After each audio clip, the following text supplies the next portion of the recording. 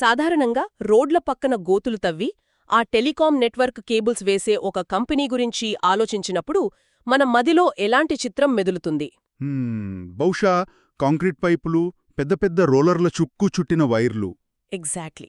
మట్టి, వైర్లు అంతే కదా?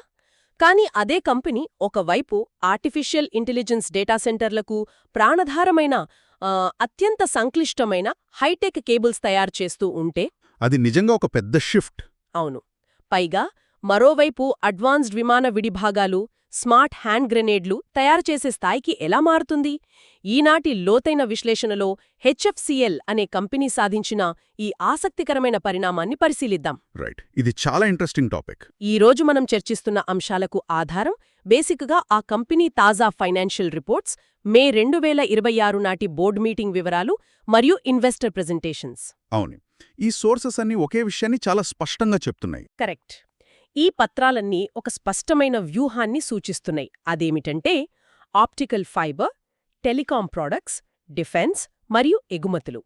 అంటే ఈ 4 ప్రధాన వ్యాపార ఇంజిన్లు ఆ కంపెనీ దీర్ఘకాలిక వృద్ధికి ఎలా దోహదపడుతున్నాయో మనం డీకోడ్ చేయబోతున్నాం. ఖచ్చితంగా ఈ 4 కోర్ ఇంజిన్స్ వాళ్ళ గ్రోత్కి చాలా కీలకం. సరే, దీన్ని కొంచెం విడమర్చి చూద్దాం. ఒక సాధారణ ఇన్ఫ్రాస్ట్రక్చర్ ప్రాజెక్టులు చేసే సంస్థ ఒక గ్లోబల్ టెక్ మరియు డిఫెన్స్ మ్యానుఫ్యాక్చరర్గా మారిన ప్రయాణం అసలు ఎవరినైనా ఆశ్చర్యపరుస్తుంది.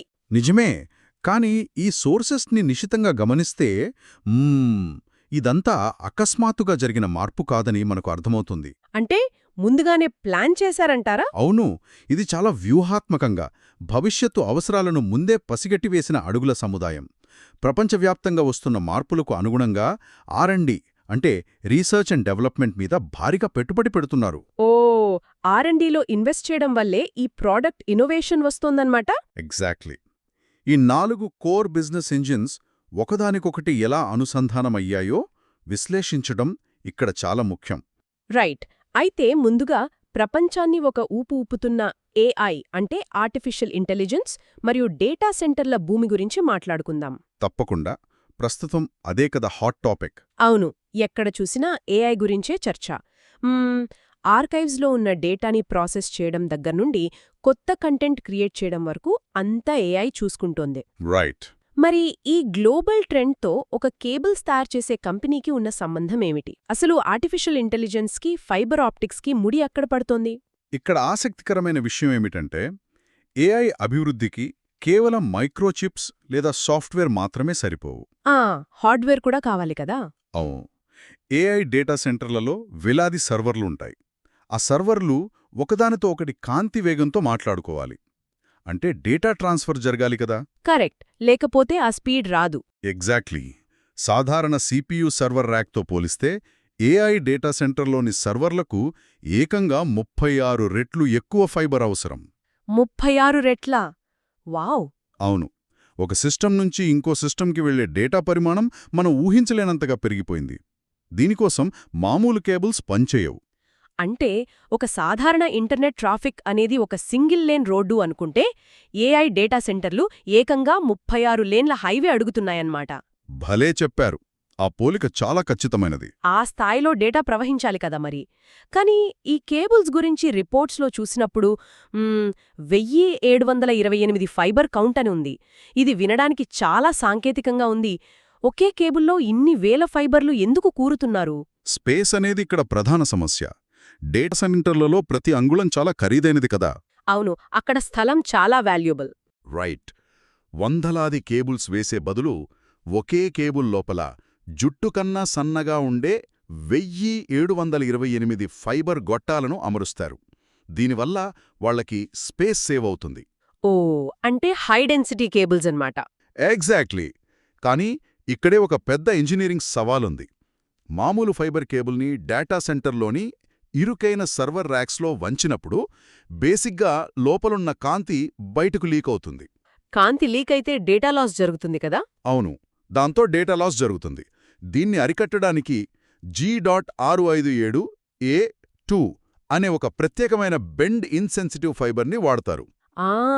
బెండ్ ఇన్సెన్సిటివ్ అంటే ఎంత వంచినా సిగ్నల్ డ్రాప్ అవ్వదనమాట. కరెక్ట్. దీన్ని ఎంత ఇరుకుగా వంచినా డేటా లాస్ ఉండదు. ఇది టెక్నాలజీ పరంగా వాళ్లకున్న ఒక పెద్ద అడ్వాంటేజ్. అంటే స్పేస్ని ఆదా చేస్తూనే అత్యధిక డేటాని పంపించే ఒక పర్ఫెక్ట్ డిజైన్. మరి మార్కెట్లో దీని డిమాండ్ విపరీతంగా ఉన్నప్పుడు మిగతా అన్ని కేబుల్ కంపెనీలు దీన్ని సులువుగా ఎందుకు తయారు చేయలేకపోతున్నాయి? ఇక్కడే లైన్ ఎఫిషియన్సీ అనే ఒక టెక్నికల్ అంశం తెరపైకొస్తుంది. లైన్ ఎఫిషియన్సీ అంటే మ్యానుఫ్యాక్చరింగ్ ప్రాసెస్లోనా? అవును. ఒకే కేబుల్లో 1728 సన్నటి అత్యంత సున్నితమైన గాజు తీగలను ప్యాక్ చెయ్యాలంటే యంత్రాలను చాలా నెమ్మదిగా నడపాలి. ఓ, స్పీడ్గా చేస్తే తెగిపోయే ఛాన్స్ ఉంది? ఎగ్జాక్ట్లీ. ఒక్క తీగ తెగినా మొత్తం కేబుల్ పనికిరాకుండా పోతోంది. అందుకే ఫ్యాక్టరీల్లో ప్రొడక్షన్ వేగం దాదాపు 30% తగ్గిపోతోంది. అంటే ఒక పక్క ఏఐ వల్ల డిమాండేమో ఆకాశాన్ని తాకుతోంది, మరోపక్క ఆ లైన్ ఎఫిషియన్సీ తక్కువగా ఉండటం వల్ల సప్లై పడిపోతోంది. కరెక్ట్. ఈ డిమాండ్ సప్లై గ్యాప్ వల్ల ఈ ప్రీమియం ఫైబర్ ధరలు ఏకంగా 30% పైగా పెరిగాయి. ఓహో, ఇప్పుడు అర్థమవుతోంది. ఇది కేవలం ఒక తాత్కాలిక బూమ్ కాదు, బేసిక్గా ఇదొక స్ట్రక్చరల్ మార్పు. అవును, ఖచ్చితంగా. దీన్ని క్యాష్ చేసుకోవడానికే కదా హెచ్ఎఫ్సిఎల్ తమ ఆప్టికల్ ఫైబర్ కేబుల్ కెపాసిటీని జూన్ 2026 నాటికి 42.36 మిలియన్ ఫైబర్ కిలోమీటర్లకు పెంచుతోంది. రైట్. ఆ టార్గెట్ పెట్టుకోవడానికి అదే ప్రధాన కారణం. కానీ ఇక్కడే ఈ రిపోర్ట్స్లో ప్రీఫార్మ్ మ్యానుఫ్యాక్చరింగ్ అనే పదం పదే పదే కనిపిస్తోంది. ఇది ఎందుకంత కీలకం అసలు?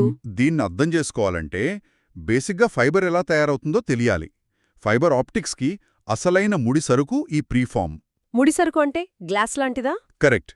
ఇదొక పెద్ద అత్యంత స్వచ్ఛమైన గాజు స్తంభం లాంటిది. దీన్ని భారీ ఉష్ణోగ్రత దగ్గర కరిగించి అందులోంచి సన్నటి దారం లాంటి ఫైబర్ని లాగుతారు. ఓ, అలా లాగుతారా? ఇంట్రెస్టింగ్. అవును. ఇప్పటివరకు చాలా కంపెనీలు ఈ ప్రీఫార్మ్ కోసం ఇతర దేశాల గ్లోబల్ సప్లయర్ల మీద ఆధారపడేవి. కానీ బయటి దేశాల సప్లై చైన్లో ఏ చిన్న ఆటంకం వచ్చినా మొత్తం ఫ్యాక్టరీ ఆగిపోతుంది కదా. అంటే ఆ 36 లేన్ల హైవే వేయడానికి కావలసిన తారు రోడ్ ఫ్యాక్టరీని ఇంకెవరి చేతిలోనో పెట్టకుండా మనమే సొంతం చేసుకోవడం లాంటిదన్నమాట. సరిగ్గా అలాగే భావించవచ్చు. ఇదొక బ్యాక్వర్డ్ ఇంటిగ్రేషన్ స్ట్రాటజీ. R&Dని ఉపయోగించి ప్రీఫార్మ్ తయారీని సొంతంగా చేపట్టడం ద్వారా వాళ్లు తమ సప్లై చైన్కి పూర్తి భద్రత ఏర్పరచుకుంటున్నారు. దీనివల్ల ఖర్చులు కూడా తగ్గుతాయి కదా? ఎగ్జాక్ట్లీ. దీనివల్ల లాభాల శాతం అనగా మార్జిన్స్ గణనీయంగా పెరుగుతాయి. అందుకే డిసెంబర్ 2026 నాటికి సొంతంగా 33.9 మిలియన్ ఫైబర్ కిలోమీటర్ల ఆప్టికల్ ఫైబర్ ఉత్పత్తి చేయాలని లక్ష్యంగా పెట్టుకున్నారు. వావ్! ఇక్కడే బేసిక్గా అసలు విషయం మొదలవుతుంది. డిజిటల్ వరల్డ్, ఏఐ, కేబుల్స్ ఇదంతా వాళ్ల కోర్ బిజినెస్ అయిన టెలికాంకి దగ్గరగా ఉంది. అవును, లాజికల్గా అనిపిస్తుంది. ఇది అర్థం చేసుకోవచ్చు. కానీ ఈ సోర్సెస్లో టెలికాం ప్రపంచం నుండి నేరుగా జాతీయ భద్రత, ఏరోస్పేస్ మరియు రక్షణ రంగం వైపు వెళ్తున్నట్లు స్పష్టమైన ఆధారాలున్నాయి. ఇది కొంచెం వింతగా లేదా? పైకి చూడ్డానికి అలానే అనిపిస్తుంది. అంటే టెలికాం నెట్వర్క్లు నిర్మించే వాళ్లకి ఆకాశంలో ఎగిరే విమానాల విడిభాగాలు తయారు చేసే నైపుణ్యం ఎక్కడినుంచొస్తుంది అసలు? ఇదొక పెద్ద జంప్ కదా? అవును, పైకి చూడ్డానికి ఇది పూర్తి భిన్నమైన రంగాలుగా అనిపిస్తాయి గాని ఆ లోపలున్న ఇంజనీరింగ్ సూత్రాలు ఒకటే. ఇంజనీరింగ్ సూత్రాలు ఒకటేనా? ఎలాగంటే? మీరు చూస్తే ఫైబర్ ఆప్టిక్స్ తయారు చేయాలంటే నానోమీటర్ల స్థాయిలో ఖచ్చితత్వం కావాలి. ఆప్టికల్ సిస్టమ్స్ని అత్యంత తీవ్రమైన ఉష్ణోగ్రతలను తట్టుకునేలా రూపొందించాలి. రైట్, హీట్ని తట్టుకోవాలి. సరిగ్గా ఇదే తరహా ప్రిసిషన్ ఇంజనీరింగ్ విమానాల రాడార్ సిస్టమ్స్ లేదా ఎలక్ట్రానిక్ వార్ఫేర్ భాగాలకు అవసరం. ఓ, అలా లింక్ అవుతుందన్నమాట. అవును. సిస్టమ్ ఇంటిగ్రేషన్ స్థాయి నుంచి హైటెక్ మ్యానుఫ్యాక్చరింగ్ వైకి వెళ్లిన ఒక కంపెనీకి ఈ టెక్నాలజీ ట్రాన్స్ఫర్ అనేది సహజమైన పరిణామమే. ఇంజనీరింగ్ పరంగా సంబంధం ఉందని అనుకుందాం. కానీ బిజినెస్ పరంగా ఆలోచిస్తే 0 నుండి ఏరోస్పేస్ రంగంలోకి ప్రవేశించడం చాలా పెద్ద రిస్క్ కదా? ఖచ్చితంగా రిస్కే. అదంతా ఈజీ కాదు. ఎందుకంటే విమాన భాగాల తయారీకి అనుమతులు రావడం అంత సులువు కాదు అని విన్నాను. దానికి చాలా టైం పడుతుంది కదా? అది వాస్తవమే. ఏరోస్పేస్ రంగంలో ఒక గ్రీన్ఫీల్డ్ ప్రాజెక్ట్ మొదలుపెట్టడం అంటే భూమి కొని, ఫ్యాక్టరీ కట్టి, ప్రొడక్షన్ మొదలుపెట్టడం అనేది అత్యంత కష్టమైన పని. ఇదొక high barrier to entry market. Right, competition తక్కువగా ఉంటుంది కానీ ఎంటర్ అవ్వడం కష్టం. అవును, విమాన భాగాలకు సంబంధించిన క్వాలిటీ కంట్రోల్ చాలా కఠినంగా ఉంటుంది. ఒక్కో కాంపోనెంట్కి ఏవియేషన్ అథారిటీల నుండి అనుమతులు రావడానికి సులభంగా 5 నుండి 7 ఏళ్లు పడుతుంది. 5 ఏళ్ల నిరీక్షణ. మరి దీన్ని ఎలా అధిగమించారు? ఇక్కడే కంపెనీ వ్యూహాత్మకంగా వ్యవహరించింది. 0 నుండి మొదలు పెట్టకుండా సుమారు 580 కోట్లతో ఇప్పటికే ఆ రంగంలో నిరూపించుకున్న ఒక ఏరోస్పేస్ బిజినెస్ను కొనుగోలు చేస్తున్నారు. వావ్, అద్భుతమైన స్ట్రాటజీ. అంటే ఆ 5-7 నిరీక్షణ కాలాన్ని డబ్బుతో కొనేశారన్నమాట. ఎగ్జాక్ట్లీ, టైంని కొనేశారు. రెడీమేడ్గా ఉన్న ఒక ప్లాట్ఫామ్ దొరికింది కాబట్టి వెంటనే వ్యాపారం మొదలుపెట్టొచ్చు కదా. అవును, ఈ అక్విజిషన్ ద్వారా వాళ్లకి కేవలం ఒక ఫ్యాక్టరీ మాత్రమే రాలేదు. ఇప్పటికే ఉన్న గ్లోబల్ సర్టిఫికేషన్స్, కస్టమర్ రిలేషన్షిప్స్ కూడా వచ్చాయి. దానికి తోడు మార్కెట్లో ఒక పేరు కూడా ఉంటుంది. కరెక్ట్. మరియు అత్యంత ముఖ్యమైనది, వెంటనే ఆదాయం తెచ్చిపెట్టే 1930 కోట్ల కన్ఫర్మ్ అయిన ఎగుమతుల ఆర్డర్ బుక్ చేతికొచ్చింది. 1930 కోట్లు. ఇది ఇమ్మీడియట్ రెవెన్యూ విజిబిలిటీ ఇస్తుంది కదా. అవును, టెలికాం బిజినెస్లో వస్తున్న లాభాలను తీసుకువెళ్లి ఇలాంటి హై బ్యారియర్ డిఫెన్స్ మార్కెట్లోకి మళ్లించడం వెనుక ఉన్న ఆర్థిక వ్యూహమిది. ఇది గాల్లో ఎగిరే ఏరోస్పేస్ డీల్ సంగతి. కానీ ఆ బోర్డ్ మీటింగ్ డాక్యుమెంట్స్ చూస్తుంటే నేల మీద కూడా డిఫెన్స్ విస్తరణ భారీగా జరుగుతున్నట్లుంది. రైట్. ల్యాండ్ సిస్టమ్స్లో కూడా వాళ్లు ఫోకస్ చేస్తున్నారు. అదే ఆంధ్రప్రదేశ్లోని శ్రీ సత్యసాయి జిల్లాలో ఏదో భారీ ఫ్యాక్టరీ కడుతున్నారనుంది కదా. ఈ ల్యాండ్ సిస్టమ్స్ కథ ఏంటి? ఏరోస్పేస్ డీల్ ద్వారా ఆకాశంలో ఒక పునాది పడితే భూమి మీద ఆర్మీ అవసరాల కోసం ఈ ఫ్యాక్టరీని సిద్ధం చేస్తున్నారు. మే 14, 2026న జరిగిన బోర్డ్ మీటింగ్లో దీనికి అధికారికంగా ఆమోదం తెలిపారు. ఓకే, రీసెంట్ మీటింగ్లోనే. అవును. ఆంధ్రప్రదేశ్లో సుమారు 230 కోట్ల ప్రాథమిక పెట్టుబడితో ఏకంగా 1000 ఎకరాల విస్తీర్ణంలో ఒక కొత్త డిఫెన్స్ ఫ్యాక్టరీని నిర్మిస్తున్నారు. 1000 ఎకరాలు? ఇది చాలా పెద్ద స్కేల్. విశేషమేమిటంటే బోర్డు ఆమోదం తెలిపిన మరుసటి రోజే, అంటే మే 15, 2026న దీనికి శంకుస్థాపన కూడా జరుగుతోంది. వావ్, స్పీడ్గానే మూవ్ అవుతున్నారు. అక్కడ ఏం తయారు చేస్తారు? ఇక్కడ డిఆర్డీఓ టెక్నాలజీ భాగస్వామ్యంతో మల్టీ మోడ్ హ్యాండ్ గ్రెనేడ్లు, అలాగే 155 ఆర్టిలరీ షెల్స్ తయారు చేస్తారు. టెలికాం నెట్వర్క్ నుంచి నేరుగా ఆర్టిలరీ షెల్స్ దాకా ప్రయాణం. అసలు గ్లోబల్ మార్కెట్లో ఏం జరుగుతోంది? అది ఇంట్రెస్టింగ్ పాయింట్. ఇలాంటి ఆయుధాల తయారీ వైపు ఒక ప్రైవేట్ టెక్ కంపెనీ ఎందుకంత వేగంగా కదులుతోంది?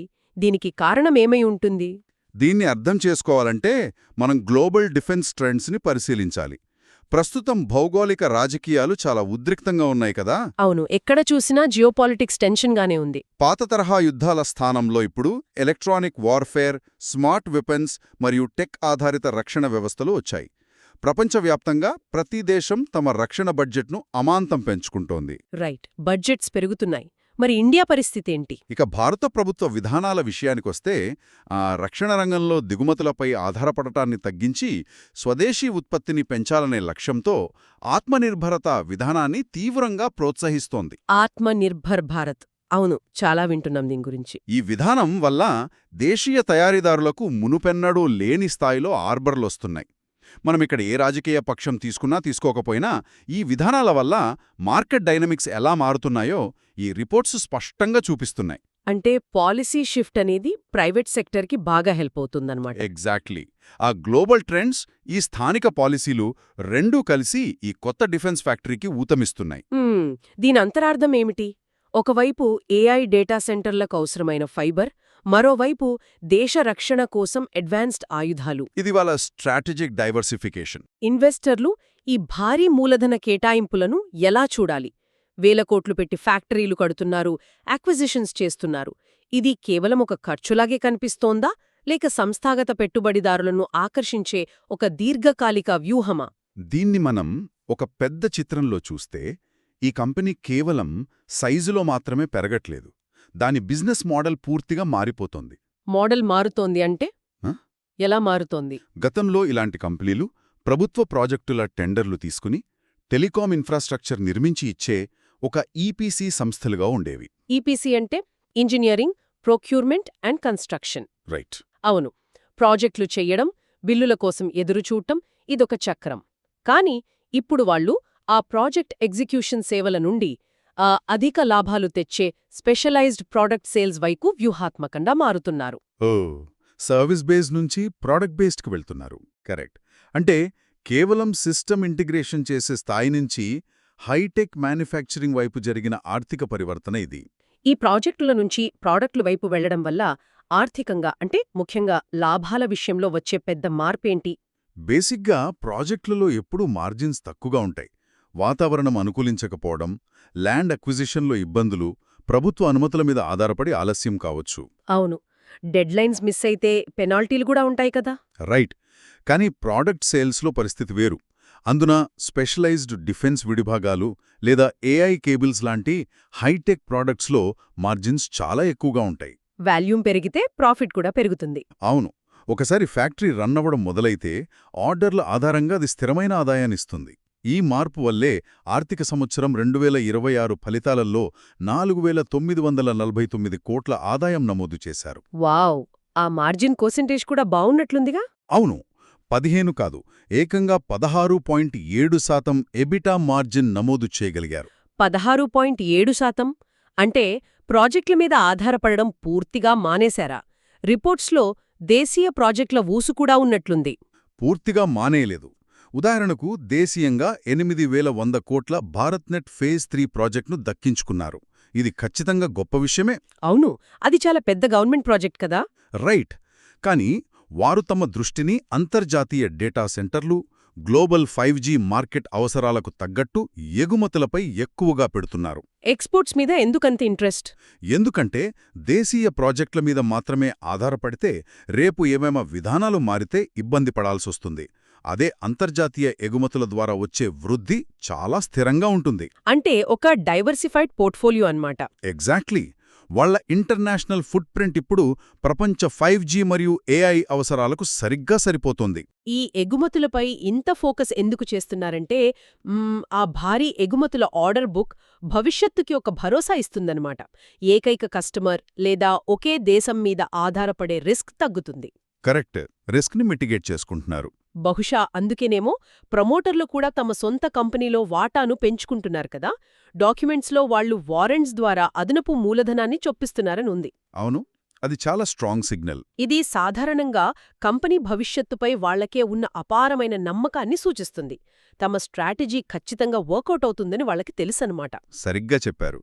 లాభదాయకత ఎలా పెరిగిందో ఈ రిజల్ట్స్ స్పష్టంగా చూపిస్తున్నాయి. అందుకే సంస్థాగత పెట్టుబడిదారులు ఈ క్యాపిటల్ అలొకేషన్ని దీర్ఘకాలిక ప్రయోజనంగా ఒక సాలిడ్ ఇన్వెస్ట్మెంట్గా చూస్తారు. ఈ ప్లాన్సు, ఈ నంబర్స్ అన్నీ వింటుంటే ఇదొక సంక్లిష్టమైన యంత్రాన్ని తయారు చేస్తున్నట్లుంది. అవును. చాలా కాంప్లెక్స్ ఆపరేషన్ ఇది. ప్రతి గేరు ఓ నిర్దిష్ట సమయంలో ఖచ్చితంగా తిరగాలి. ఈ విడివిడిగా ఉన్న అంశాలన్నిటినీ ఒక కాలక్రమ పట్టికపై పెట్టి చూస్తే అసలీ కంపెనీ భవిష్యత్తు విస్తరణ మార్గం ఎలా ఉండబోతోంది, దీన్నొక క్రమపద్ధతిలో అర్థం చేసుకుందాం. ఖచ్చితంగా.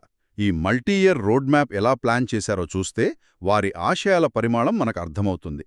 మొదటి మైలురాయి మార్చి 2026. ఓకే, మార్చిలో ఏం జరిగింది? ఇక్కడే వాళ్లు ఏరోస్పేస్ బిజినెస్ కొనుగోలుకు ఒప్పందం కుదుర్చుకున్నారు.